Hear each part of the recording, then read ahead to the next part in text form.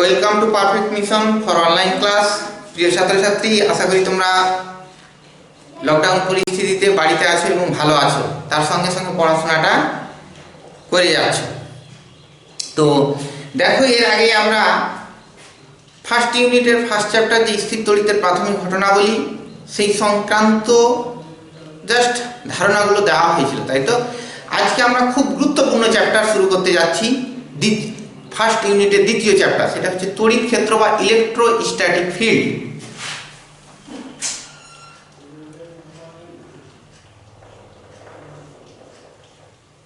তড়িৎ ক্ষেত্র বা ইলেকট্রো, তোমাদের বই থাকলে ইলেকট্রিক ফিল্ড লেখা আছে না, ইলেকট্রোস্ট্যাটিক ফিল্ড।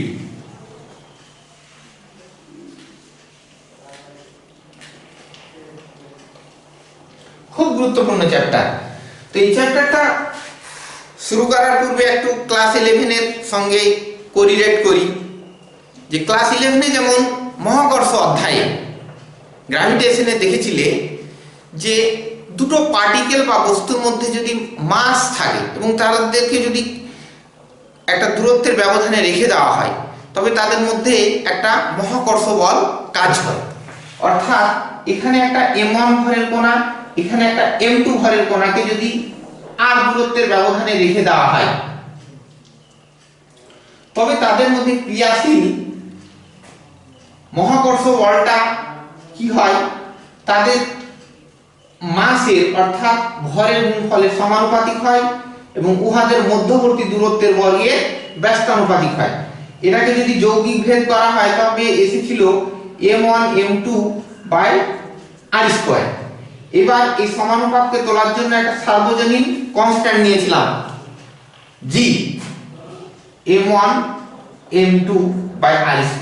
এই আমরা ক্লাস 11-এ মহাকর্ষ অধ্যায়ে এটা কিন্তু করেছিলাম।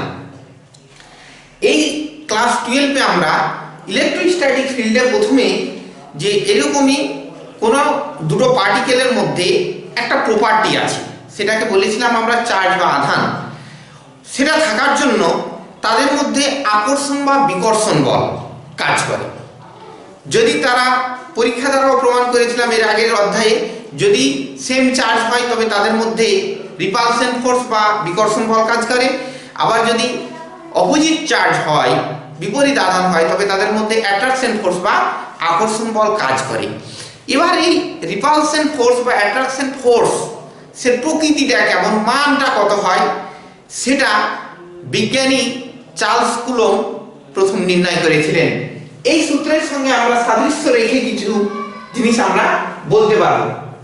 তিনি কি দিয়েছিলেন, সূত্রটা কি, যে দুটি বিন্দু আধানকে যদি ক্ষুদ্র দূরত্বের ব্যবধানে যদি রাখা হয়, তবে তাদের মধ্যে ক্রিয়াশীল আকর্ষণ বা বিকর্ষণ বলের মান বস্তু কণা দুটির আধানের গুণফলের সমানুপাতিক এবং উহাদের মধ্যবর্তী দূরত্বের বর্গের ব্যস্তানুপাতিক। অর্থাৎ বিজ্ঞানী কুলম্ব যে এরকম এখানে একটা q1 চার্জ, এখানে একটা q2 চার্জ কে যদি r দূরত্বের ব্যবধানে রেখে দেওয়া হয়, তবে তাদের মধ্যে ক্রিয়াশীল কুলম্বীয় বল Fc দিয়ে লিখতে পারি, directly proportional to product of the charges, অর্থাৎ q1 q2 যখন r ধ্রুবক থাকে। আবার দ্বিতীয় ল, ইনভার্স স্কয়ার ল অনুযায়ী, এই যে গ্র্যাভিটেশনে যেমন দেখেছি যে আবার এই ক্রিয়াশীল কুলম্বীয় বল তাদের মধ্যবর্তী দূরত্বের বর্গের ব্যস্তানুপাতিক যখন q1 ও q2 ধ্রুবক হয়। এদেরকে যদি যৌগিক ভেদ করা হয়, তবে আসবে Fc proportional q1 q2 by r², যখন q1, q2 ও r প্রত্যেকে পরিবর্তনশীল। এই যে পাশে যে কথাগুলো লিখছি, এগুলো কিন্তু গুরুত্বপূর্ণ কথা, প্রত্যেকে পরিবর্তনশীল।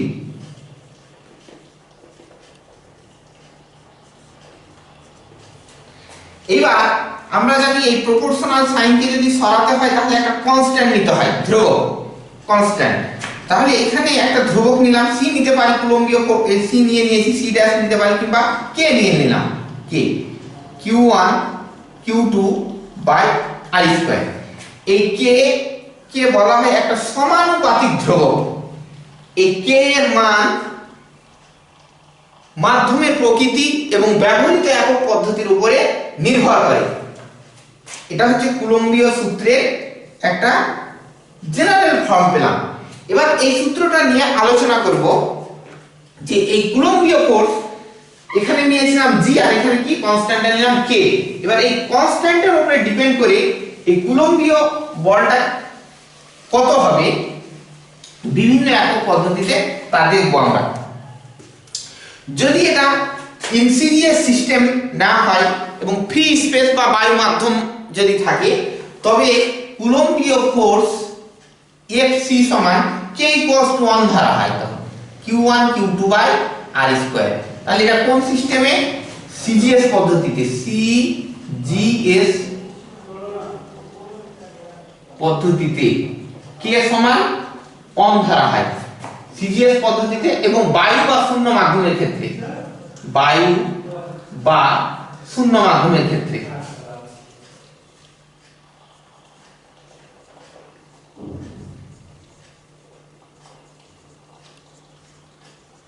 বায়ু বা শূন্য মাধ্যমের ক্ষেত্রে। এবার ইন এসআই সিস্টেম অর্থাৎ এসআই পদ্ধতিতে এই এফসি ফোর্স এই কে ধ্রুবকটাকে 1/4πε0 দিয়ে প্রতিস্থাপন করা হয় q1 q2 by r square.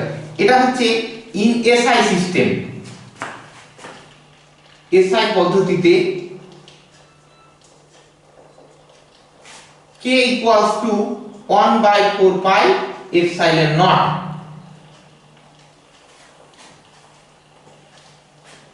এটা বায়ু বা শূন্য মাধ্যমের ক্ষেত্রে।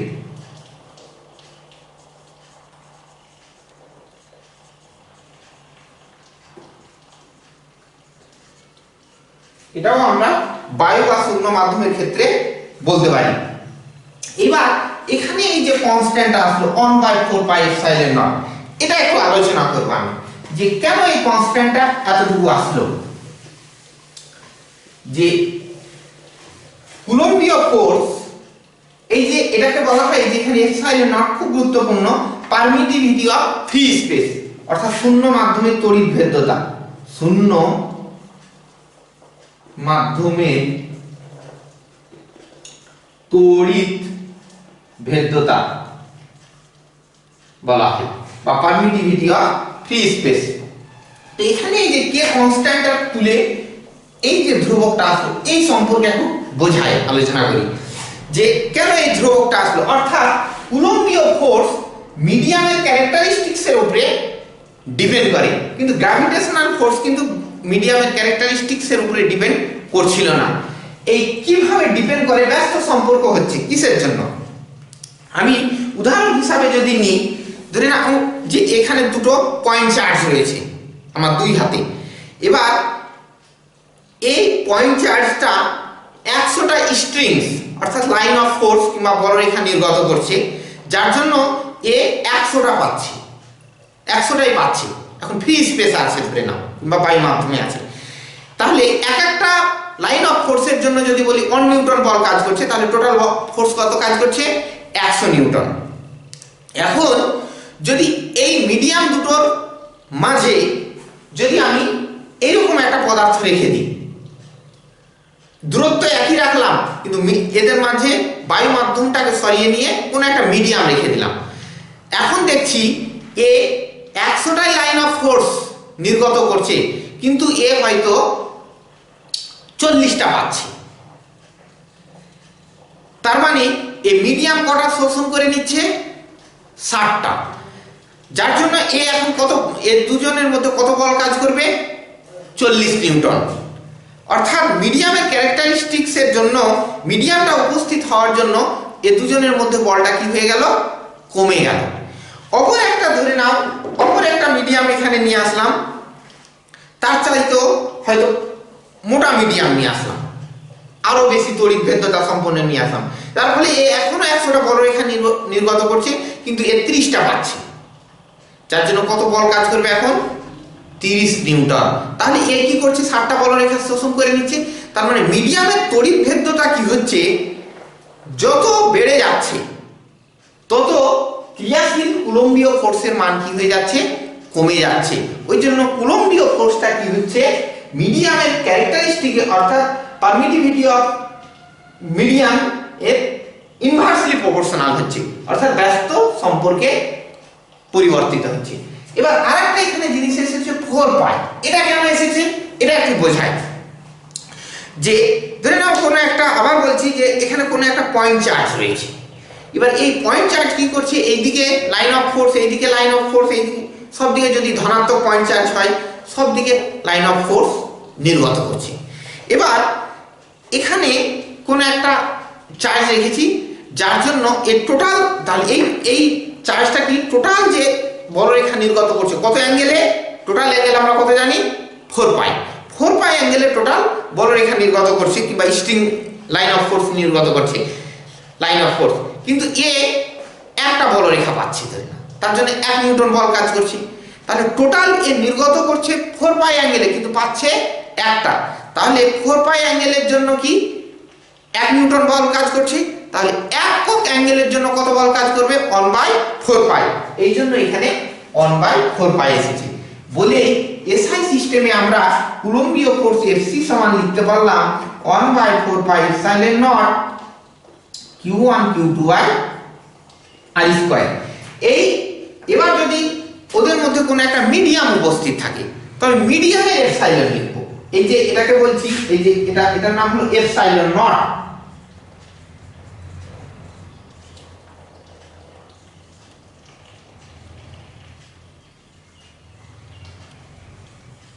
এপসাইলন নট প্রায় ইউজ করব এই যে তড়িৎ ক্ষেত্র চ্যাপ্টারে, পুরো তড়িৎ বিভব চ্যাপ্টার যখন করতে যাব।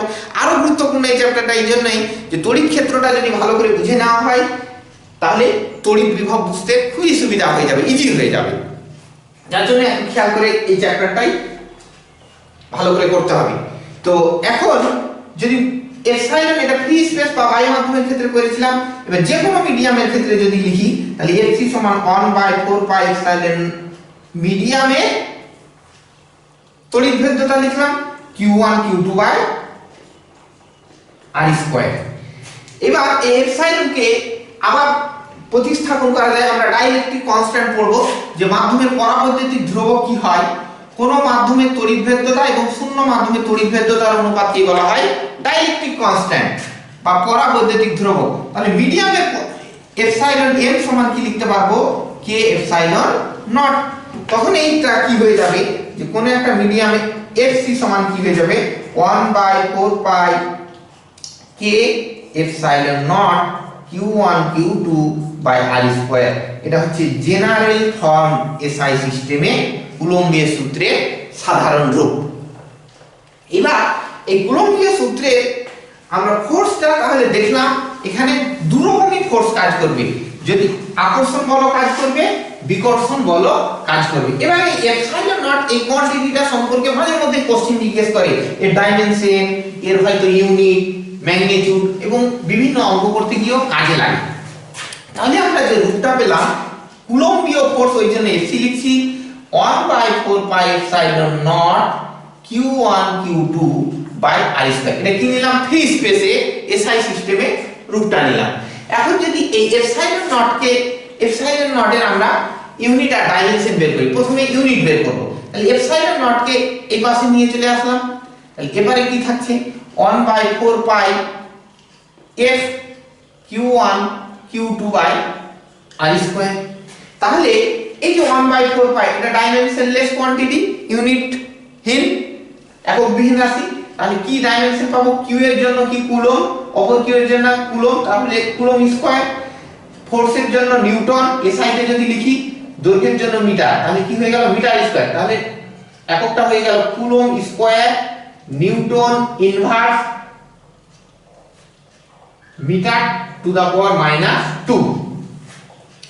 এবার যদি এটা সিজিএস এ করতে যাই তাহলে এর এ হয়ে যাবে, এটা কি স্ট্যাট কুলম্ব, স্ট্যাট কুলম্ব তার স্কয়ার, ডাইন তার inverse centimetre two the power -2। এবার যদি এর আমি ডাইমেনশন বের করি, এপসাইলন নট এর ডাইমেনশন বা মাত্রা দেই পরীক্ষায় মাঝে মধ্যেই, তাহলে কিউ সমান আমরা জানি আইটি, তাহলে একটা কিউ এর জন্য আইটি, অপর একটা কিউ এর জন্য আইটি, তার মানে কি হয়ে যাবে আইটি তার স্কয়ার। এফ এর জন্য আমরা জানি এম এল টি - 2, আর কি আছে আর, আর এর জন্য কি জানি এল স্কয়ার, লেন্থের জন্য এল, আর স্কয়ারের জন্য কি হবে এল স্কয়ার। তাহলে এখানে ডাইমেনশন কি দাঁড়াচ্ছে, এখানে দেখো তো যে এম কে যদি উপরে তুলে দিই তাহলে হয়ে যাবে এম ইনভার্স, এখানে টোটাল এল এল এল, তাহলে এল কি হয়ে যাবে কিউ, তাহলে -3 হয়ে গেল। এবার আই আই যদি দেখি তাহলে আই এর উপরে তারপর টি লিখবো, টি এখানে 2 আছে আর এটা উপরে উঠবে, তার মানে কি হয়ে যাবে টি টু দা পাওয়ার 4 আর এখানে আই স্কয়ার। তাহলে এটা হচ্ছে কার ডাইমেনশন, এপসাইলন নট এর বা এপসাইলনের ডাইমেনশন। এই যে ডাইমেনশনটা দেখো যে মাঝে মধ্যেই পরীক্ষায় দেয়, কিন্তু এগুলো মুখস্থ করলে চলবে না, তোমাকে জাস্ট কুলম্বস লটা আমরা জানি, সেখান থেকে আমরা ডাইমেনশন বের করব, খুব ইজি ব্যাপার হবে। কিন্তু যদি আলাদা করে এরকম করে মনে রাখতে দেয় তাহলে কিন্তু ফিজিক্স হবে না ওভাবে। ফিজিক্স পড়তে হলে তোমাকে অন্য জিনিসটা জানতে হবে, কোরিলেট করে পড়তে হবে। আর এখন যদি ফোর্সের ডাইমেনশন যদি ভুলে যাও তাহলে কিন্তু হবে না। ওই জন্য আমি বলি বেগ, ত্বরণ, ভরবেগ, বল, কার্য, এই কয়েকটা মাত্রা সবসময় যাতে চোখের সামনে ভাসে, যাতে করে অন্য কোয়ান্টিটিগুলো ডাইমেনশন নির্ণয় করতে আমাদের সুবিধা হয়। এবার এই এপসাইলন নটের ইউনিট দেখলাম, এর মান আছে ল্যাবরেটরিতে, এপসাইলন নটের মান বের করা হয়েছে, সেটা হচ্ছে 8.854 × 10⁻⁻12। ইউনিটটা কি coulomb square newton inverse metre to the power -2। এখানে যদি এবার 1/4 পাই এপসাইলন নট করি, 1/4 পাই এপসাইলন নট, তাহলে 4 পাই এটাকে যদি ডিভাইড করি তাহলে যে মানটা আসবে সেটা হচ্ছে 9 × 10⁻9। এবার 1/4 পাই এপসাইলন নট এর ডাইমেনশনটা কি হবে না, এই এককটা কি হবে 1/4 পাই এপসাইলন নট এখানে রাখলাম, তাহলে এটা কি হচ্ছে নিউটন, দেখো নিউটন, এটা যদি এবারে যায় তাহলে কি হবে মিটার স্কয়ার, আর এটা নিচে আসছে q1 q2, তার মানে কি কুলম্ব টু দা পাওয়ার -2। তাহলে এটা 1/4 পাই এপসাইলন নট এর মান, 1/4 পাই এপসাইলন নট এর মান হচ্ছে 9 × 10⁻9 newton metre square coulomb to the power -2। এবার এই কুলম্বীয় বলের মান কিন্তু দুটো আধানের মধ্যে যে কাজ করে অন্য আধানের উপস্থিতির জন্য এই বল কিন্তু প্রভাবিত হয়। অর্থাৎ এখানে যদি একটা q1 আধান আর এখানে একটা q2 আধান যদি r দূরত্বের ব্যবধানে আছে, অপর একটা আধান q3, অপর একটা আধান q4 আছে, তাহলে এই যে q1 আর q2 এর মধ্যে যে ফোর্সটা কাজ করবে, এই আধানটা উপস্থিত থাকার জন্য এই বলের উপরে কোনো প্রভাব ফেলতে পারবে না, আবার এই আধানটা উপস্থিত থাকার জন্য এই বলের উপরে কোনো প্রভাব ফেলতে পারবে না বলে মনে রাখবে যে কুলম্বীয় বল দুটি বিন্দু আধানের মধ্যে ক্রিয়াশীল পারস্পরিক কুলম্বীয় বল অন্য কোনো আধানের উপস্থিতির উপর নির্ভর করে না। এবার আমরা কুলম্বের সূত্রে দেখব ভেক্টর রো, খুব ইম্পর্টেন্ট, মাঝে মধ্যে জিজ্ঞাসা করে পরীক্ষায়। আর তার আগে যে হ্যাঁ কুলম্বের সূত্রের প্রয়োগের একটা শর্ত রয়েছে যে কোন ক্ষেত্রে প্রযোজ্য হয়। প্রত্যেকটা জায়গাতেই যে লিমিটেশন থাকে যে কোনো লয়ে, কুলম্বের সূত্র মনে রাখবে যে দুটো বিন্দু আধানের ক্ষেত্রে কুলম্বের সূত্র প্রযোজ্য হয়। অর্থাৎ আধান দুটির মান যদি তাদের পারস্পরিক দূরত্বের তুলনায় নগণ্য হয় তবেই কুলম্বের সূত্র প্রযোজ্য হয়। নম্বর 2, কুলম্বের সূত্র নিউক্লিয় দূরত্বের চাইতে বেশি দূরত্বে 10⁻⁻15 মিটার এর চাইতে বেশি দূরত্বের ক্ষেত্রে কুলম্বের সূত্র প্রযোজ্য হয়। এর চাইতে যদি কম দূরত্ব হয়ে যায় তাহলে কুলম্বের সূত্র প্রযোজ্য হবে না। তাহলে দুটো শর্ত, আধান দুটিকে বিন্দু আকৃতির হতে হবে, নম্বর 2 তাদের মধ্যে পারস্পরিক দূরত্বটা নিউক্লিয় দূরত্বের চাইতে বেশি হতে হবে। এটা হচ্ছে কুলম্বের সূত্র প্রয়োগের শর্ত। এবার আমরা দেখব কুলম্বের সূত্রের ভেক্টর রূপ।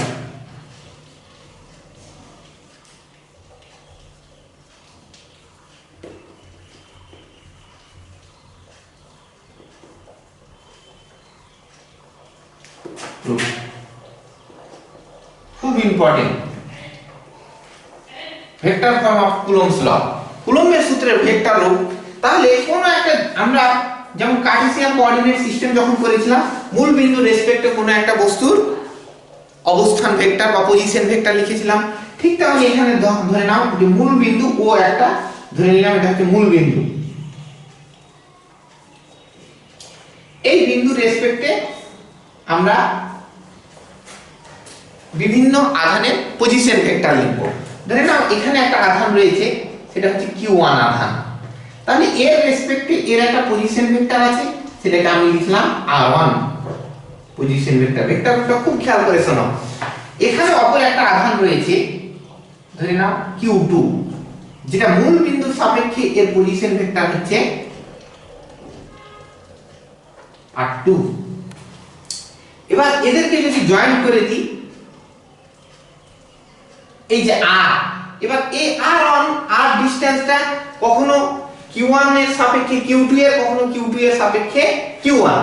তাহলে এখন বিভিন্ন বই বিভিন্ন ফর্মে এই সূত্রটা লিখে, আমাদের বইয়ে যে ফর্মটা যে কোনোটা একটা নোটেশন ইউজ করলেই চলবে, ওখানে কিন্তু গোলমাল করে দিলে চলবে না।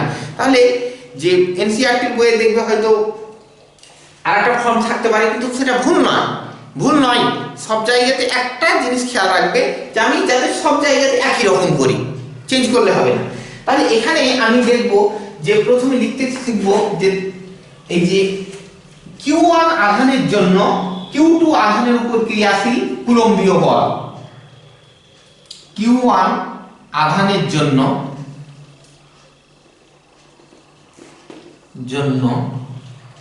q2 আধানের উপর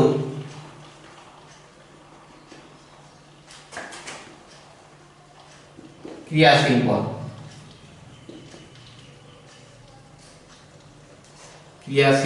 বল, কেমন করে লিখবো একটু খেয়াল করো। যে কার জন্য বলছি, q1 এর জন্য, তাকে আগে লিখলাম। কার উপর, q2 এর উপর। বল যেহেতু তাই এখানে ভেক্টর নোটেশন দিতে হবে। এবার যদি এই আধান দুটি ফ্রি স্পেসে যদি থাকে, তাহলে এখানে কনস্ট্যান্ট এসআই সিস্টেমে লিখছি, তাহলে কনস্ট্যান্ট নিব 1/4πε0 charge q1 q2 by r লিখব যে q1 এর রেসপেক্টে q2 এর অবস্থান ভেক্টর, অর্থাৎ r, এখানে যদি 1 2 লিখি, এখানে 2 1 তার স্কয়ার। এবার এটা কি লেখা হলো এখন পর্যন্ত, ম্যাগনিটিউড। এবার কি লিখতে হবে, এর ডিরেকশন, তাহলে r21 ইউনিট ভেক্টর দিয়ে দিলাম। তাহলে এখানে যেখানে এই যে r21 টা হচ্ছে r2 r1, অর্থাৎ q1 আধানের সাপেক্ষে q2 আধানের অবস্থান ভেক্টর, q1 আধানের সাপেক্ষে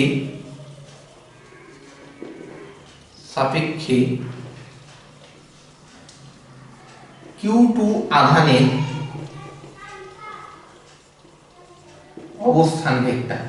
অবস্থান ভেক্টর q1 আধানের সাপেক্ষে q2 আধানের অবস্থান ভেক্টর।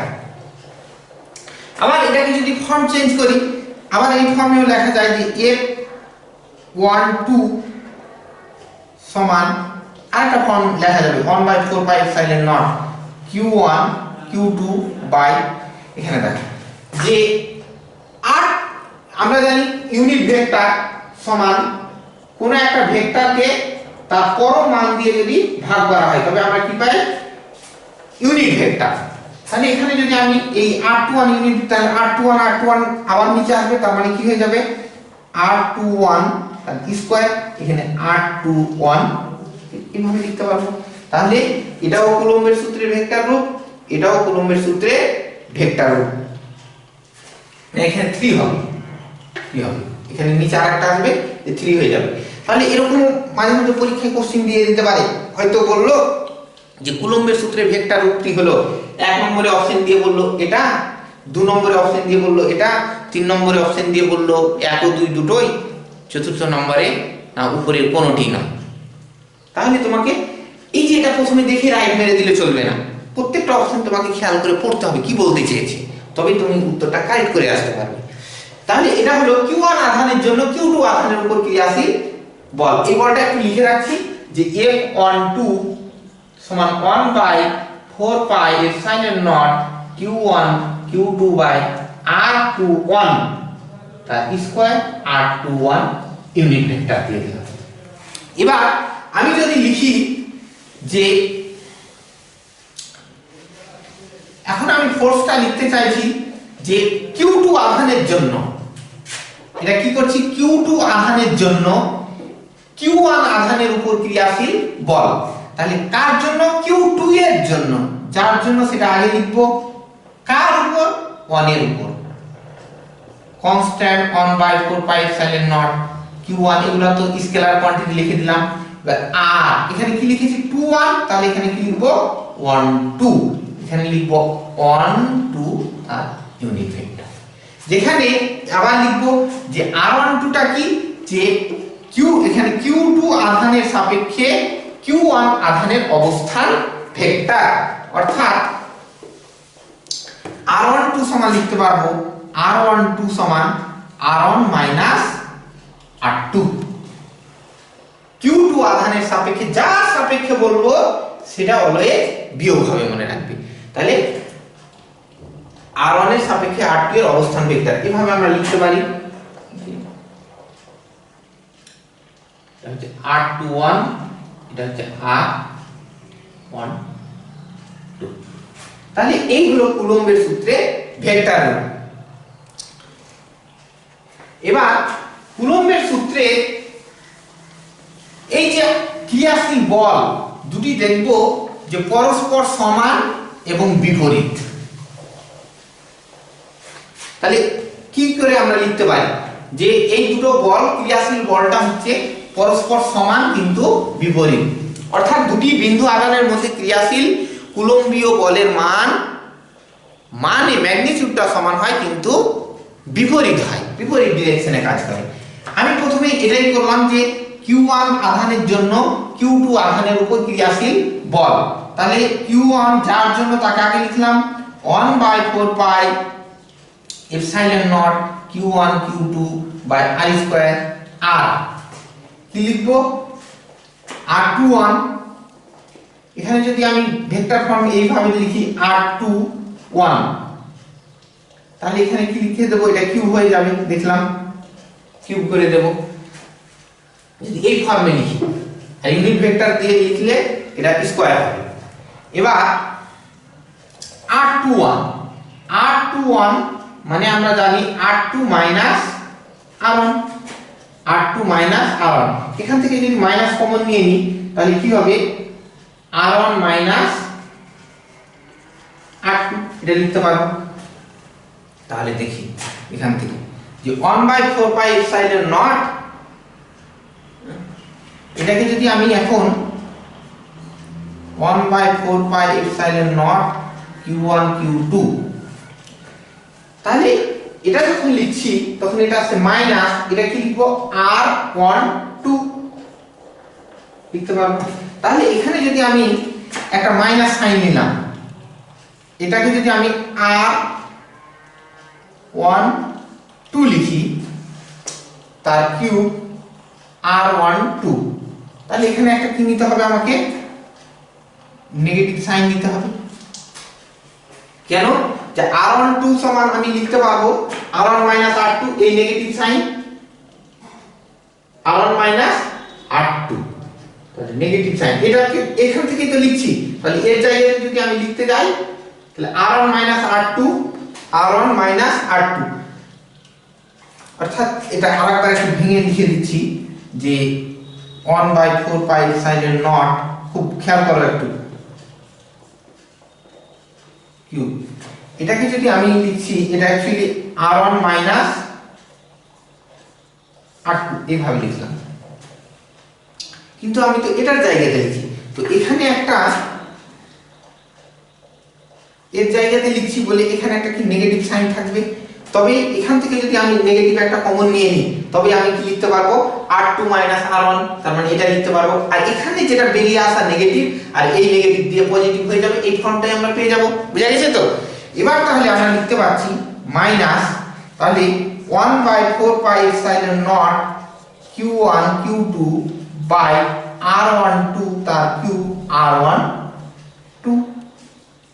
এবার এখানে দেখো তো মাইনাস, এটা দেখো r12 তার মানে r2, এখানে ক্রিয়াশীল ফোর্সটা কি লিখবো F21, অর্থাৎ Q2 আধানের জন্য Q1 আধানের উপর ক্রিয়াশীল বল, অর্থাৎ আমরা লিখতে পারছি অতএব যে F12 মাইনাস F21, অর্থাৎ দুটো আধানের মধ্যে ক্রিয়াশীল কুলম্বীয় বলের মান সমান কিন্তু বিপরীতমুখী হয়।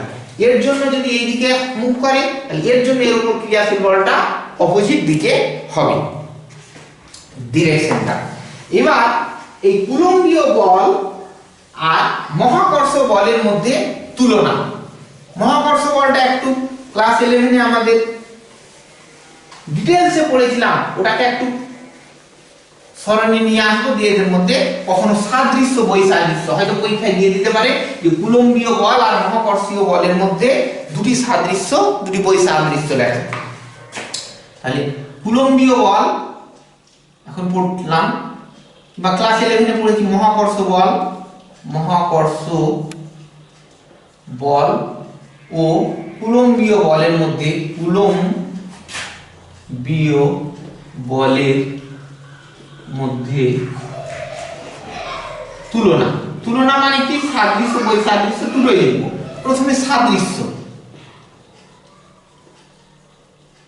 এগুলা জিনিস লিখতে অনেক টাইম লাগবে, আমি বলে দিচ্ছি যে কুলম্বীয় বল আর মহাকর্ষ বলের মধ্যে সাদৃশ্যটা কি দেখতে পেলাম। আমি পড়লাম যে গ্র্যাভিটেশনাল ফোর্স Fg হয়েছিল যে m1 m2 by I square, এখানে g একটা কনস্ট্যান্ট এসেছিল। তাহলে সাদৃশ্য যদি লিখি তাহলে দুটি বলই আর কুলম্বীয় ফোর্স পেলাম যে 1/4 pi epsilon naught q1 q2 by I square. তাহলে দুটি বলই দূরত্বের বর্গের ব্যস্ত সম্পর্ক মেনে চলে, অর্থাৎ কুলম্বীয় বল এবং গ্র্যাভিটেশনাল ফোর্স মহাকর্ষীয় বল দুটি বলই বস্তু কণা দুটির মধ্যবর্তী দূরত্বের বর্গে ব্যস্তানুপাতিক। এটা হলো 1 নম্বর সাদৃশ্য। 2 নম্বর কি বলতে পারি যে দুটি বলের ক্ষেত্রে আমরা দেখতে পাচ্ছি যে দুটি বলই হচ্ছে কনজারভেটিভ ফোর্স, অর্থাৎ সংরক্ষী বল। সংরক্ষী বল কথাটার মানে কি, এদের দ্বারা ক্রিয়াশীল কার্যের মানটা পথের উপরে ডিপেন্ড করবে না। কিরকম, যে কোনো একটা বস্তুকে যদি এখান থেকে এখানে তোলা হয়, এখন যদি এইভাবে যদি তোলা হয় তবে যে কাজ হবে, এইভাবে একটা পথ ঘুরে যদি এখানে নিয়ে আসা হয় তবুও সেই কাজ হবে, এইভাবে যদি ঘুরে ফিরে যদি আবার এখানে আসি, যদি তাদের ইনিশিয়াল আর ফাইনাল পজিশনটা যদি সেম থাকে তবে এই কৃতকার্যের মানটা পথের উপরে ডিপেন্ড করবে না। সেই বলটাকে বলবো আমরা কনজারভেটিভ ফোর্স বা সংরক্ষী বল। প্লাস যখন গ্রাজুয়েশন যাবে ফার্স্ট ইয়ারে করতে পারবে যে কোনো একটা ফোর্সকে কনজারভেটিভ প্রমাণ করার জন্য curl of F equals to 0 করতে হয়। কোন বলের যদি কার্ল 0 হয়ে যায় তবে সেটা হয় সংরক্ষী বল বা কনজারভেটিভ ফোর্স। এবার 3 নাম্বার সাদৃশ্য বলতে পারি যে দুটি বলই শূন্য মাধ্যমে কাজ করে। 3 নাম্বার সাদৃশ্য হলো দুটি বলই শূন্য মাধ্যমে কাজ করে। 4 নাম্বার সাদৃশ্য আরেকটা বলতে পারি যে দুটি বলই হলো কেন্দ্রীয় বল, সেন্ট্রাল ফোর্স, অর্থাৎ দুটি বলই বিন্দু আধান দুটির মধ্যে সংযোগকারী রেখা বরাবর কাজ করে। তাই বলতে পারবো যে মহাকর্ষ বল এবং কুলম্বীয় বল হলো কেন্দ্রীয় বল বা সেন্ট্রাল ফোর্স। সেন্ট্রাল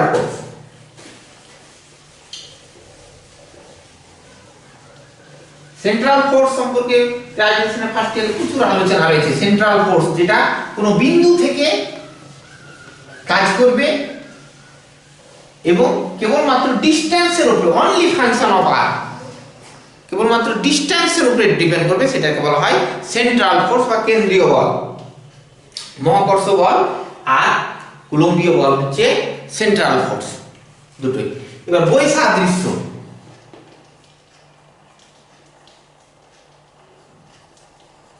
বৈসাদৃশ্য অর্থাৎ এদের মধ্যে অমিল কি। এক নম্বরে অমিল কি বলবো, যে মনে রাখবে সবচেয়ে ইম্পর্টেন্ট একটা ক্যারেক্টারিস্টিক্স, যে মহাকর্ষ বল বস্তু কণা দুটি কোন মিডিয়ামে উপস্থিত আছে তার মিডিয়ামের ক্যারেক্টারিস্টিকের উপর নির্ভর করে না, কিন্তু কুলম্বীয় বল বস্তু কণা দুটি কোন মিডিয়ামে উপস্থিত আছে সেই মিডিয়ামের ক্যারেক্টারিস্টিক্সের উপরে ডিপেন্ড করে। অর্থাৎ মাধ্যম, মহাকর্ষ বল হচ্ছে মাধ্যম নিরপেক্ষ, কুলম্বীয় বল হলো মাধ্যমের উপর নির্ভরশীল। 2 নম্বর বলতে পারবো যে মহাকর্ষ বল হচ্ছে দুর্বল বল, কিন্তু কুলম্বীয় বল হচ্ছে শক্তিশালী বল। 3 নম্বরে বলতে পারবো যে মহাকর্ষ বল কেবলই মাত্র আকর্ষণ বল, কিন্তু কুলম্বীয় বল আকর্ষণ এবং বিকর্ষণ দুটোই হতে পারে।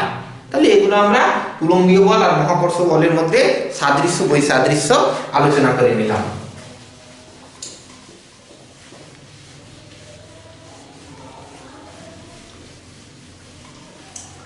এবার আধানের স্থির তড়িৎ এককের আমরা সংজ্ঞা দেব।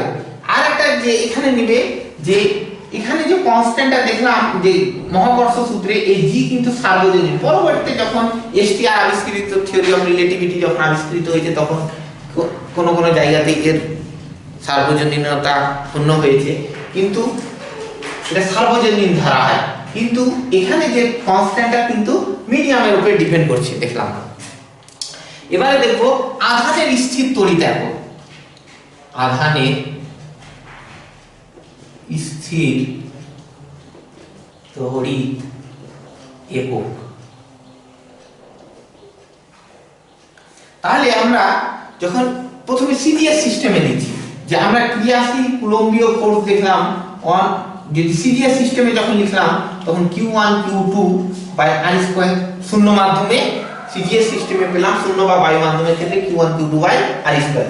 এখন এই সমীকরণে যদি আমি এগুলো জিনিস একদম খেয়াল করে শুনতে হবে, Q1 Q2 সমান যদি Q ধরি, আর R ইকুয়ালস টু যদি 1 সেন্টিমিটার ধরি, 1 সেমি ধরি, তাহলে F সমান কি হবে 1 ডাইন। F সমান হবে 1 ডাইন। তাহলে এখানে আধানের স্থির তড়িৎ এককের সিরিয়াস সংজ্ঞা কিভাবে দেব? তাহলে দুটি সমপরিমাণ, দুটোই Q এর মান, তাহলে দুটি সমপরিমাণ বিন্দু আধানকে বায়ুতে বা শূন্য মাধ্যমে 1 সেমি দূরত্বের ব্যবধানে রাখলে যদি তাদের মধ্যে 1 ডাইন বল ক্রিয়া করে, তবে প্রতিটি বিন্দু আধানকে বলা হয় একক আধান। এই পদ্ধতিতে আধানের এককটার নাম হলো স্থির তড়িৎ একক। স্থির তড়িৎ একক বা ইলেকট্রোস্ট্যাটিক ইউনিট। ইলেকট্রোস্ট্যাটিক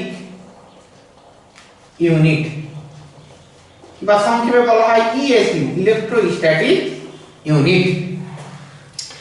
এখানে সংজ্ঞাটা দেওয়ার সময় খুব খেয়াল করে দেখবে, আমি বলছি দুটি সমপরিমাণ বিন্দু আধানকে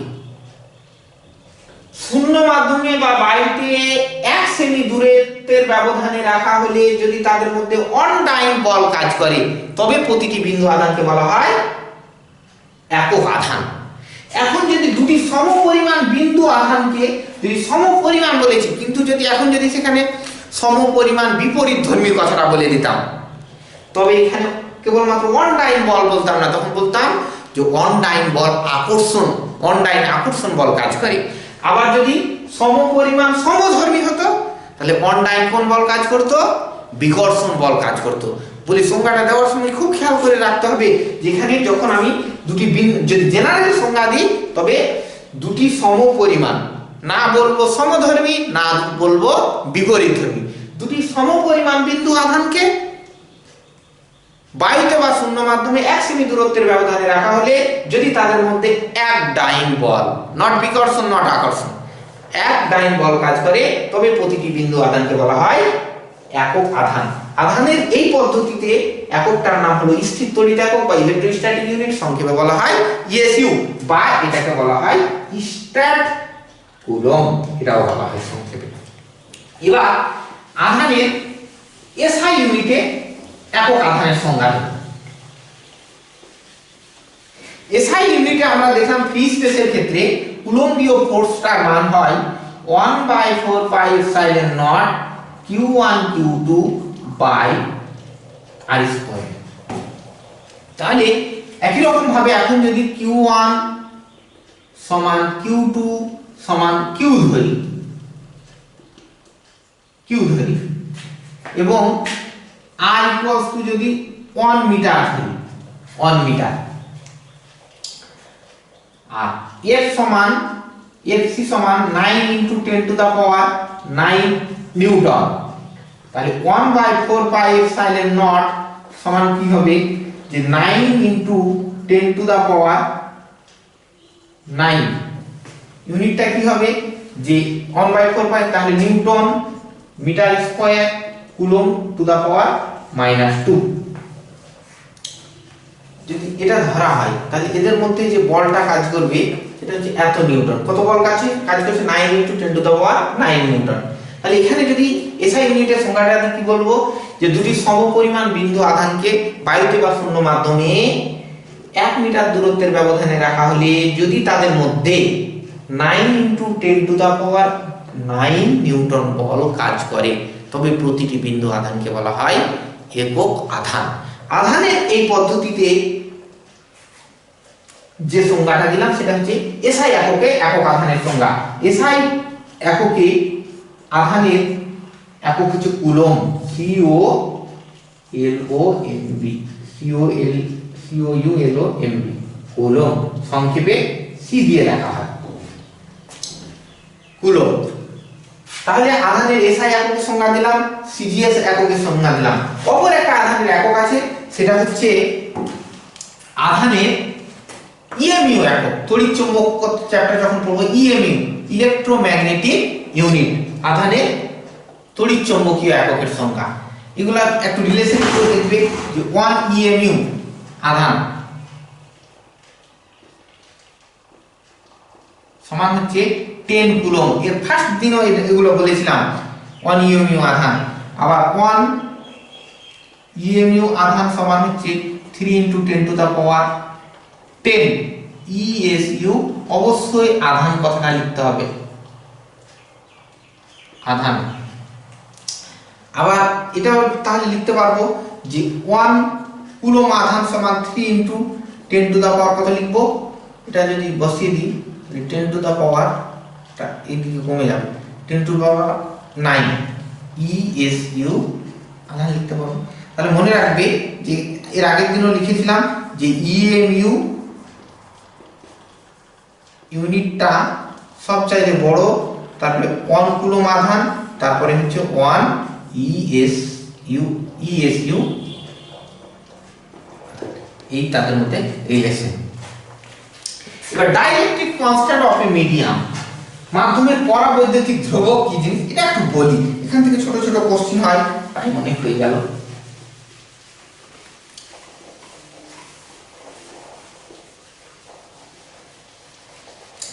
dielectric constant of a medium, পরাবৈদ্যুতিক ধ্রুবক, পরাবৈদ্যুতিক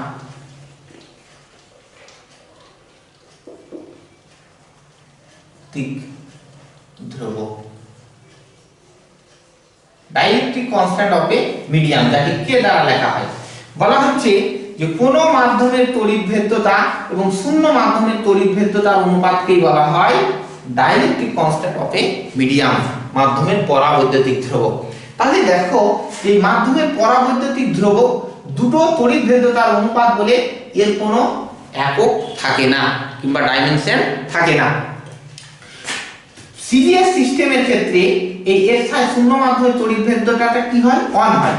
বলে সিজিএস পদ্ধতিতে মাধ্যমের পরাবৈদ্যুতিক ধ্রুবক এবং মাধ্যমের তড়িৎভেদ্যতা সাংখ্য মানটা সমান হয়। সাংখ্য মান কথাটার মানে হলো ইউনিট সেখানে থাকবে না, ইউনিট ছাড়া সমান হবে। কিন্তু এর অবশ্যই নির্দিষ্ট একটা ইউনিট আছে, যেটা আমরা এর আগে বের করলাম যে coulomb square newton inverse metre to the power -2, কিন্তু কে এর কোনো ইউনিট থাকে না। যেমন অভ্রের পরাবৈদ্যুতিক ধ্রুবক হয়তো 5.4, অভ্রের পরাবৈদ্যুতিক ধ্রুবক হচ্ছে 5.4, কিন্তু অভ্রের যদি আমি বলি যে তড়িৎভেদ্যতা কত, তখন অবশ্যই 5.4 ইউনিটটা হচ্ছে কি কুলম্ব স্কয়ার, এদিকে যখন নিয়ে এসেছিলাম 1/4 পাই এপসাইলন নট, হ্যাঁ coulomb square newton inverse metre to the power -2, কিন্তু এদের ম্যাগনিটিউডটা কি হয়? সেম হয়। কিন্তু এসআই পদ্ধতিতে যখন আমরা করতে যাব তখন এই এপসাইলন নটের মান ইন এসআই সিস্টেম, এসআই সিস্টেমে আমরা জানি এপসাইলন নটের মান হচ্ছে 8.854 × 10⁻12 coulomb square newton inverse metre to the power -2। তাহলে কোন সিজিএস পদ্ধতিতে যদি এপসাইলনের মান থাকে, তাহলে এখান থেকে যদি মিডিয়ামের তড়িৎভেদ্যতা যদি বের করতে হয় তাহলে কে এপসাইলন নট, তাহলে অভ্রের ক্ষেত্রে কি হয়ে যাবে? 5.4 * এপসাইলন দিয়ে গুণ, অর্থাৎ 8.854 × 10⁻12 coulomb square newton inverse metre to the power -2। তাহলে এসআইতে মানটা বদলে যাবে। তবে সমস্ত আলোচনায় খুব একটা গুরুত্বপূর্ণ কথা মনে রাখবে যে এই যে এপসাইলন মিডিয়ামের যে ক্যারেক্টারিস্টিক্সের উপরে কুলম্বীয় ফোর্সটা ডিপেন্ড করে, সেটা হচ্ছে ব্যস্ত অনুপাতে। তার মানে এই এপসাইলনের মানটা, এপসাইলন নটের মানটা ফ্রি স্পেসে সবচাইতে কম হয় বলে দুটি বিন্দু আধানের মধ্যে ক্রিয়াশীল কুলম্বীয় আকর্ষণ বা বিকর্ষণ বলের মান শূন্য মাধ্যমে অর্থাৎ ফ্রি স্পেসে কি হয়? সর্বোচ্চ। অন্য যে কোনো মিডিয়ামে ক্রিয়াশীল আকর্ষণ বা বিকর্ষণ বলের মানটা তার তুলনায় কম হবে। এবার যার যে মিডিয়ামে যত এপসাইলনের মান হবে সেক্ষেত্রে ক্রিয়াশীল বলের মানটা তত কম হবে। আজকের আলোচনা এখান থেকে আমরা করি। এরপরের দিন তরঙ্গে এই যে চার্জের উপরিপাতের ফলে ক্রিয়াশীল বল নির্ণয় করতে শিখবো। অনেক জিনিস আছে, আধানের তলমাত্রিক ঘনত্ব নিয়ে, রৈখিক আধান বন্টন, ক্ষেত্র আধান বন্টন, ভলিউম চার্জ বন্টন আছে, আয়তন আধান বন্টন, এই জিনিসগুলো দেখবো। তাহলে আজকের চ্যাপ্টারে এই জিনিসগুলো আজকে তোমরা এই পড়াটা ইউটিউবে খুলে খাতা কলম নিয়ে বসবে। প্রত্যেকের কি কি বললাম, প্রথম থেকে এত কথা তো বলা যাবে না, বারবার বলছি এই চ্যাপ্টারটা খুবই ইম্পর্টেন্ট।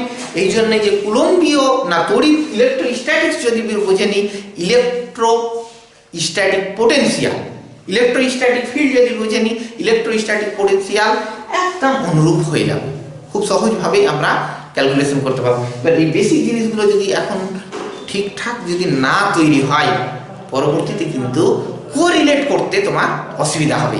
যার জন্য আমার সঙ্গে সঙ্গে পড়ানোর সঙ্গে সঙ্গে এই জিনিসগুলো একদম যেখানে যেটা অসুবিধা মনে হবে সেটা সঙ্গে সঙ্গে আমাকে জানাবে, আমি অবশ্যই সেটা সলভ করার চেষ্টা করব। Thank you.